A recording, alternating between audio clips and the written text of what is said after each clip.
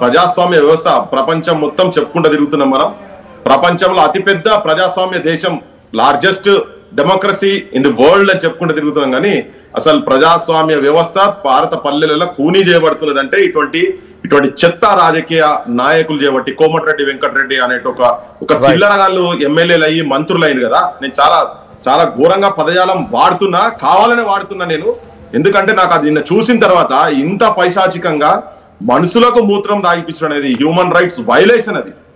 Okay, అసలు సుమోటోగా take up చేసి immediate గా హ్యూమన్ రైట్స్ కమిషన్ పండుకున్నదా, నిద్రపోయిందా, మరి ఏమైనా లేపాలు అయిందో నాకు అర్థమైతే లేదు. ఇప్పటికి 4 రోజులు అవుతుంది. ఏం చేస్తున్నారో వాళ్ళు ఏం చేస్తున్నారో తెలియదు.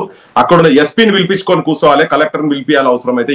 ఏం చేస్తున్నారో తెలియదు, వాళ్ళకున్న పవర్స్ తో నాకు తెలుస్తలేదు. కానీ ఇంత దారుణంగా ఇంత అన్యాయంగా మా బోటలో మనం పోతేనే, మీడియా పోతేనే, మేము పోయినాం చాలా పోతేనే ఆడోళ్ళను వాళ్ళని ఉసుగొల్పి 2-3 ఆడోళ్ళను ఉసుగొల్పే పరిస్థితి ఆడ ఉన్నది. అసలు వాళ్ళ కుటుంబం దగ్గర పోవాలి, ఎందుకు వాళ్ళ ఊరికి వాళ్ళు పోలేకపోతున్నారు? ఇవాళ నీతో మాట్లాడింది కూడా ఇప్పుడు ఆమె నాగలక్ష్మి ఎక్కడో నల్గొండలో ఉండి మాట్లాడుతుంది. ఊర్లో లేదు, ఇప్పటికీ సెక్యూరిటీ లేదు. ఇమ్మీడియట్ గా నేను చెప్పేది ఏంటంటే, ముఖ్యమంత్రి, నీ సోయిన ముఖ్యమంత్రి, నువ్వు ఫస్ట్ వాళ్లకు సెక్యూరిటీ కల్పించాలి, ఆ ఊర్లో పోలీస్ బందోబస్తు పెట్టాలి, ఫ్రీ అండ్ ఫెయిర్ ఎలక్షన్ జరగాలడా. రేపు ప్రచారంలో తిరుగుతా కూడా ఏమైతో తెలియదు. కానీ ఇప్పుడు ఇంత ఎక్స్పోజ్ అయిన తర్వాత వాళ్ళు ఇంకేదో చేస్తారని అయితే నేను అనుకుంటలేను. కానీ అహంకారం తలకాయకి ఎక్కి ఉన్నోడికి అది ఏదంటే అది చేయాలనే ఆలోచన ఉంటది. సో కనుక వాళ్ళకి సెక్యూరిటీ ఇవ్వాలి, అక్కడ ఫ్రీ అండ్ ఫెయిర్ ఎలక్షన్స్ జరగాలి. రైట్, ఒక్క నిమిషం.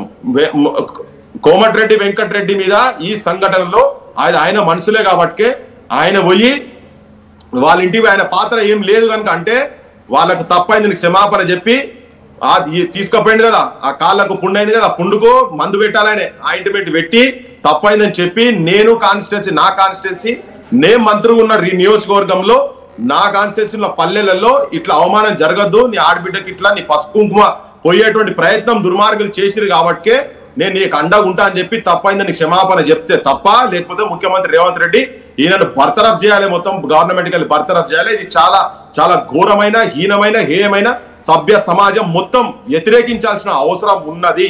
కనుక ముఖ్యమంత్రి వెంటనే దీని మీద చర్య తీసుకోవాలి. రైట్, థ్యాంక్ యూ పృథ్వీరాజ్ గారు, అండ్ థ్యాంక్ యూ చెర్క్ సుధాకర్ గారు, థ్యాంక్ యూ అల్జాపూర్ శ్రీనివాస్ గారు, అండ్ థ్యాంక్ యూ అభ్యర్థి నాగలక్ష్మి కూడా. సో ఇంత దుర్మార్గమైన చర్య, ఇంత దారుణంగా బహుశా ఎక్కడ జరగకపోవచ్చు. సో అక్కడ జరిగినటువంటి సంఘటన, ఆ వ్యక్తి మూత్రం తాగించడం ఏంటి ఇంత దుర్మార్గం కాకపోతే, మూత్రం తాగించి ఇంత దుర్మార్గంగా వాళ్ళు ప్రవర్తించడం ఏంటి? సో ప్రస్తుతానికి ఆ అభ్యర్థి నాగలక్ష్మి కూడా మనతో మాట్లాడుకొచ్చారు, ఎంత దుర్మార్గంగా ఇక్కడ ప్రవర్తిస్తున్నారో చెప్పారు. సో అందుకే మీరు ఐక్యంగా ఉంటే ఎటువంటి డాన్లు వచ్చినా, ఎటువంటి గుండాలు వచ్చినా, ఎటువంటి పటేళ్ళు వచ్చినా, ప్రజల చేతిలో ఉన్న ఒకే ఒక్క ఆయుధం ఓటు. ఆ ఓటుని కరెక్ట్గా వాడకపోతే డెఫినెట్గా ఇటువంటి పటేలని, ఇటువంటి అహంకారాలు, ఇటువంటి డాన్లని, ఇటువంటి ఒక దమనకాండ సృష్టించిన నేరగాలని మనం రాజకీయ నాయకులుగా, ప్రజాప్రతినిధిగా ఎన్నుకుంటే ఇటువంటి వాళ్ళ సంఖ్య పెరిగింది. సో ప్లీజ్ మీ ఓటుని దయచేసి చాలా జాగ్రత్తగా వాడండి. ఇప్పుడు వచ్చేటువంటి ఎన్నికల్లో మీ ఓటు చాలా అమూల్యమైనది. మీ గ్రామాల్లో పచ్చగా ఉండాలంటే మంచి నాయకులు ఎన్నుకోండి, లేదంటే ఎరుపు రంగులో మారి అక్కడ రక్త చరిత్ర సృష్టించబడాలంటే ఇక మీ ఇష్టం. మీరు చేతులు ఎత్తేసారా మీ గ్రామం రక్త చరిత్రగా మారిపోద్ది. సో ఈ ఇన్సిడెంట్ పైన మీ అభిప్రాయం ఏంటో కామెంట్ చేయండి.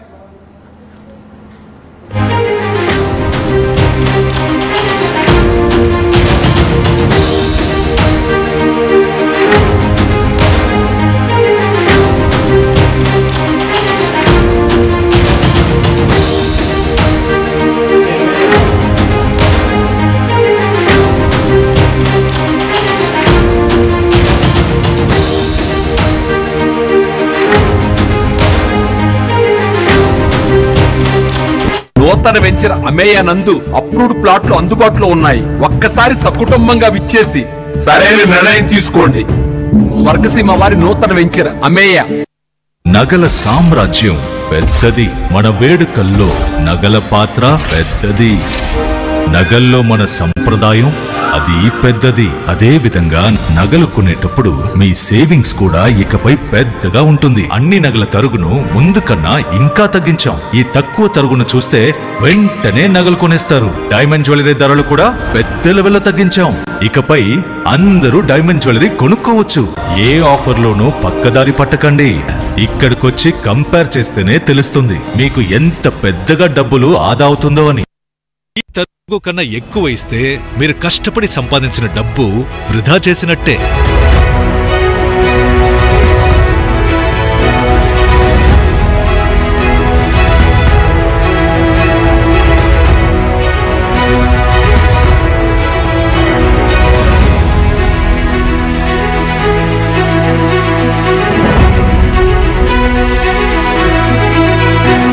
లలితాలో నగలు కొనండి, ఎక్కువ డబ్బులు ఆదా చేయండి.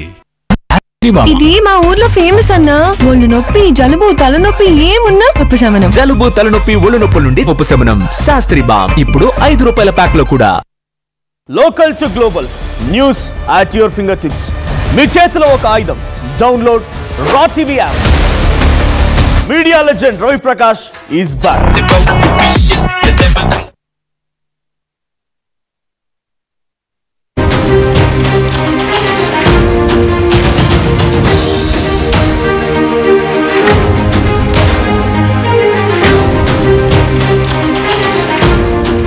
Welcome to RTV.